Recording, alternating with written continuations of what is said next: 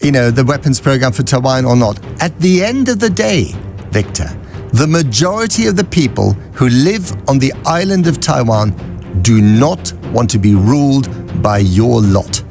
Shouldn't that be respected? China will never allow Taiwan to be independent and become a sovereign country. Why shouldn't the Americans and people in the world support China's drive for reunification? We've had this argument before many times, but we're going to leave it there. We know your point of view and we respect it. And I always love it when you come on the program. So thank you very much indeed. Later.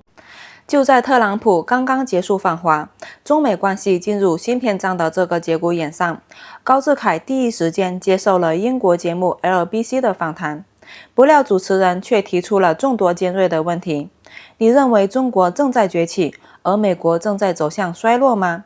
如果美国继续推进对台军售，中国会不会被迫采取军事行动？台湾人民不想被你们统治，他们难道不该被尊重吗？特朗普总统会听从你的劝告，改变对台湾政策吗？这些问题一个比一个尖锐，几乎都是在考验高志凯以及中国的底线。面对外界对中美关系的误解，对中国立场的质疑，高教授会如何用逻辑、历史和事实回应？让我们来看影片。How would you rate the summit between Xi and Trump? 9.99 out of 10. Right. For Xi or for Trump or both? For both China and the United States. What was the missing 0.1% then? Well, what was the wrinkle? In this world, there is nothing imperfect. Nothing is perfection. So if you say it is a perfect meeting, I think I will be irresponsible.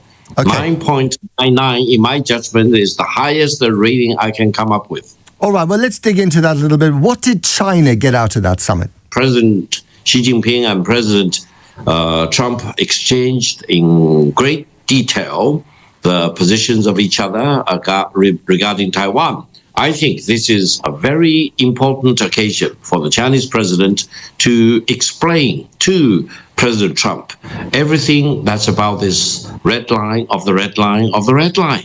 Why Taiwan is so important.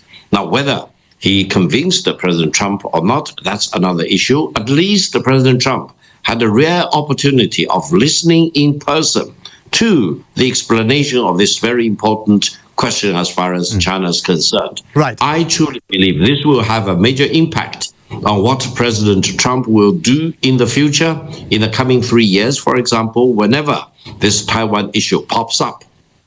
Right. Now, it's often said of Donald Trump that he listens to the last person in the room, and that's the opinion that he takes with him to the podium. The last person in the room there was Xi Jinping, who, as you rightly said, must have bent President Trump's ear about Taiwan. And President Trump, when he gave an interview to Fox News on Air Force One on the way back home to Washington, said that he's still thinking about, the weapons program that he has put in the long grass, and he wasn't committing to any change of wording about, whether they oppose or do not support Taiwanese independence. It is possible, is it not, that despite these positive vibes, as you interpret them, you would have actually not gained very much at all from Donald Trump at the end of the day. Because when he's going to go home to Washington, he'll have Republicans bending his ear saying, do not bow to President Xi.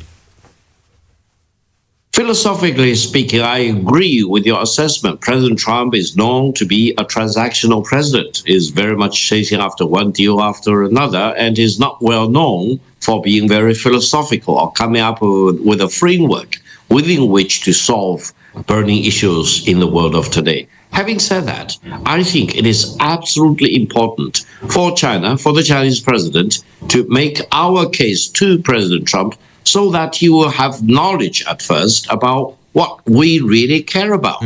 Now, whenever the Taiwan issue pops up on his presidential radar screen, I hope President Trump will think about what he learned from President Xi Jinping and make a decision which I hope will be in the fundamental interest of the American people. Why do I say that? Because I don't think the American people and the Chinese people are enemies with each other. We do not want to have war against each other. We do not want to see any situation flaring up involving Taiwan, which may drag both China and the United States into a war against each other.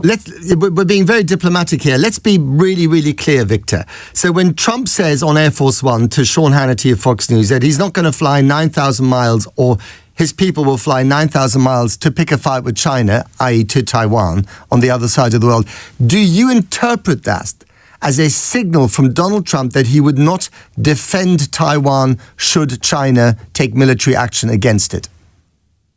I think so. But I care about another thing which is way above President Trump and what he said.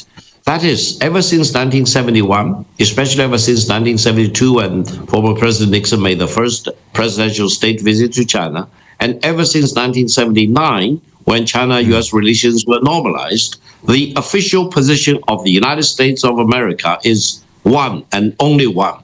They recognize there is only one China, and Taiwan is part of China, and the People's Republic of China represents the totality of the people on both sides of the Taiwan Strait. Okay. This is not only the official position of the United States, it's also the official position of Great Britain, of all the NATO member states. But Victor, within that official position, there's been plenty of room for constructive or destructive ambiguity, whatever you like to call it. So let me ask you this question. If at the end of all this, despite what he told Fox News on the plane, President Trump does decide to go ahead, not just with the 11 billion arms program that has been parked, but with a 14 billion one, which would be the biggest so far from the US towards Taiwan, does that signal a future conflict? Is that a red rag to your bull?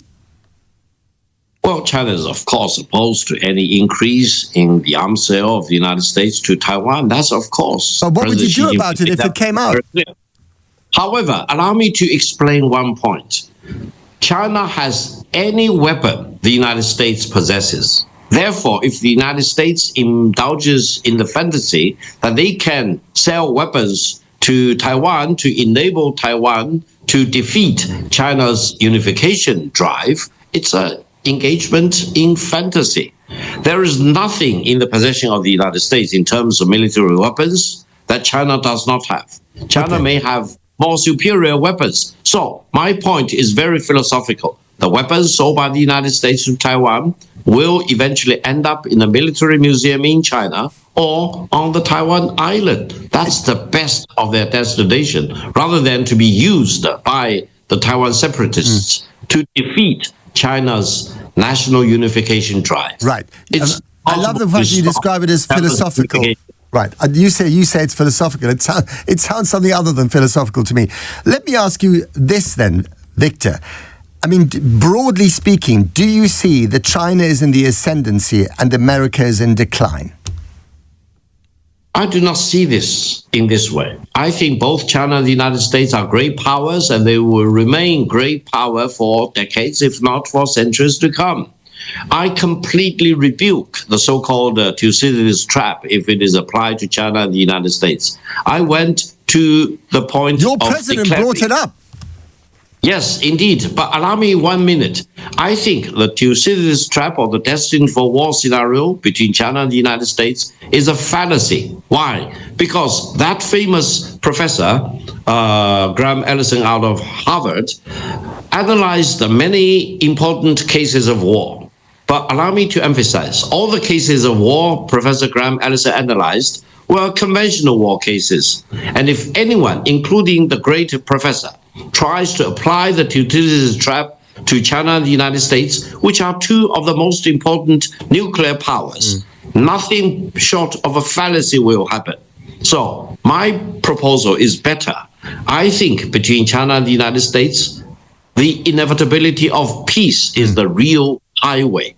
Okay. Don't listen to the professor when he talks about the Thucydides trap. If that theory will be applied to China and the United States, the two of the greatest nuclear powers in the world. We need to promote the inevitability of peace. Right. Let's finally and very briefly leave ancient Greece and go to modern Taiwan.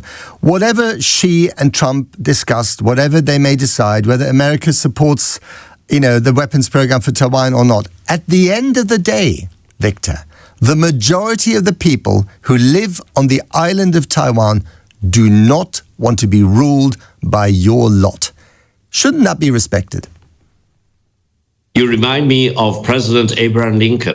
At the time of the secession, the majority, if not the totality, of the people in the Confederation did not want to have anything to do with the Federation.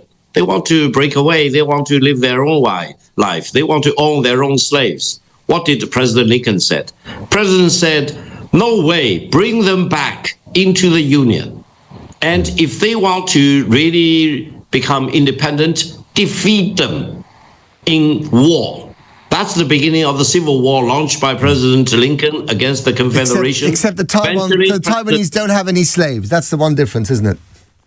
Well, China will never allow Taiwan to be independent and become a sovereign country. Why shouldn't the Americans and people in the world support China's drive for reunification, regardless of what the people in Taiwan will think about? Victor, even if up to 100%. Victor, we said that we've had this argument before many times, but we're going to leave it there. We know your point of view and we respect it. And I always love it when you come on the program, so thank you very much indeed. And when you compare me to Abraham Lincoln, well, you've secured your next slot on my show here on LBC. Later. 纵观整场访谈，不得不说，这位英国 LBC 的主持人可以说是把西方媒体的攻击性和话语陷阱发挥到了极致。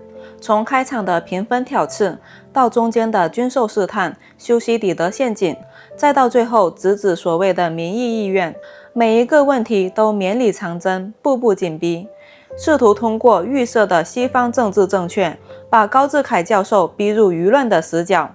这种咄咄逼人的态势撕开来看，其实正是西方精英阶层面对世界格局大洗牌时那种根深蒂固的傲慢与掩饰不住的焦虑。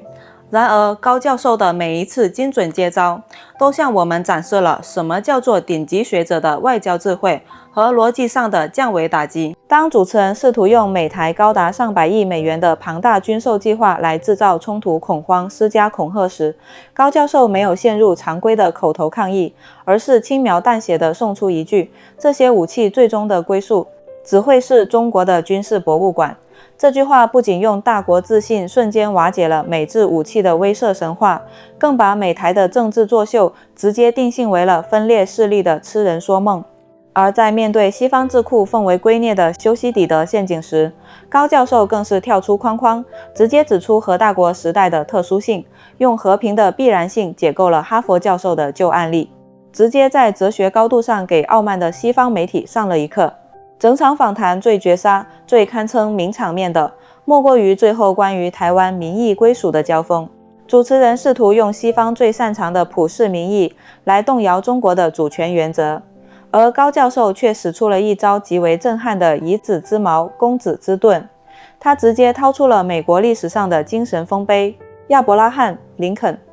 当年美国南方邦联同样高喊着不想被北方统治的民意，但林肯的选择是没门，用战争把他们带回联邦。这一记跨越时空的历史回击，瞬间把西方叙事里所谓的强权压迫，还原成了古今中外捍卫国家统一的法理正义。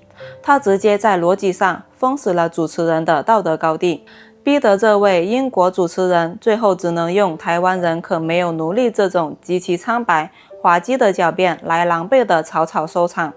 这场精彩的唇枪舌战告诉我们，真正的国际话语权绝不是自说自话，而是要在对方的逻辑框架里打败对方。高教授在这场西方主场里表现得从容、幽默与硬核，其背后真正支撑着的，正是中国日益强大的国家底气与坚如磐石的战略定力。